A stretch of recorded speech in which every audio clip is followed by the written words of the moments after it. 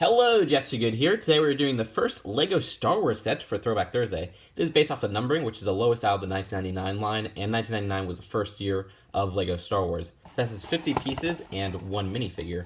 Let's open this up, because this is an unopened box, pretty mint at that. And inside is some of our pieces. So here's the set all built up. Now let's take a look at the minifigures. So here is Qui-Gon Jinn, and this is the same version that's found in a lot of the other 1999 sets, like the Gungan subset. You do have that nice hairpiece and a nice translucent light green lightsaber. No backpainting on his face or torso, because this is a much older minifigure, but he has a cape to cover that up. Here is Darth Maul. This version, I think, has a better face than the current version that they use. That face print underneath just looks cooler. New one just kind of looks too wacky. Either way, the design for the lightsaber is nice as well, with that dark red lightsaber that's translucent. No back facial or torso printing, but that's okay, it's an older figure. And this version in particular was used in two other sets from 2000 and 1999. One was a Minifigure Heroes pack, and the other one was the Sith Infiltrator, so this was a cheaper alternative. Then it was reused in 2007, then once again in 2009 in a magnet set. So this design carried over for 10 years, which is kind of crazy. Either way, let's get on to the build itself. So here are the builds. We have a little moisturizer and this little Sith speeder for Darth Maul. And the design for this actually has some nice curves to it. I like how they use this piece up here to kind of hold the handlebar. It's not a piece I see too often nowadays. And also this piece on the back that just gives it a little bit more of a curve to it. The only thing is, since it is older pieces, it's a little bit hard to get them totally stuck on. And also, I do not like how it kind of bends up Darth Maul's cape, because this is the older style cape where it is this hard kind of fabric. So once it gets bent, it kind of stays bent in a way. But you do have space for just one minifigure. They didn't really give much space to rest the cape on without getting bent, so that's kind of a shame.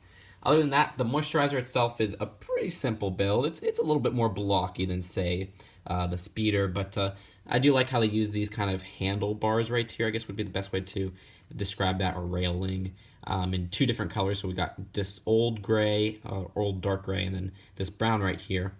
And it just kind of gives a little bit flavor to it, but it's just really a generic build. It's nothing to write home about. So that's really it. It's a pretty simple build, but it is a smaller set. So let's go on to the packaging, and then we'll take a look at the final verdict. So taking another look at the packaging, there's some interesting kind of artwork on the side, or really photography on the side. And on the back, there's some alternate builds. The alternate build is once again shown on the back of the instruction booklet, which is quite short. Other little advertisements include the LEGO Mania magazine, so this was before LEGO Club, and also this nice little fold-out poster of some of the older 1999 LEGO Star Wars sets and some other 1999 Star Wars sets. I've looked at this poster before, but we'll take another look at it. Some interesting ones include these, which are bigger sets, so it's a little bit harder for me to actually get those to review. All of these are, actually no, I actually don't have this one, and I don't have this one, so I guess this is the only one I've reviewed so far. There's Rock Raiders, which is a great theme as well. I actually own that set and have reviewed it before. And right here, some Ninja sets. I almost said Ninjago, but this was before Ninjago. Some City Center, which is a more, I guess, kiddie line. Some adventure stuff for Jungle, and some Spaceport stuff. And then up here, some Throwbots, which are quite interesting predecessors to Bionicle.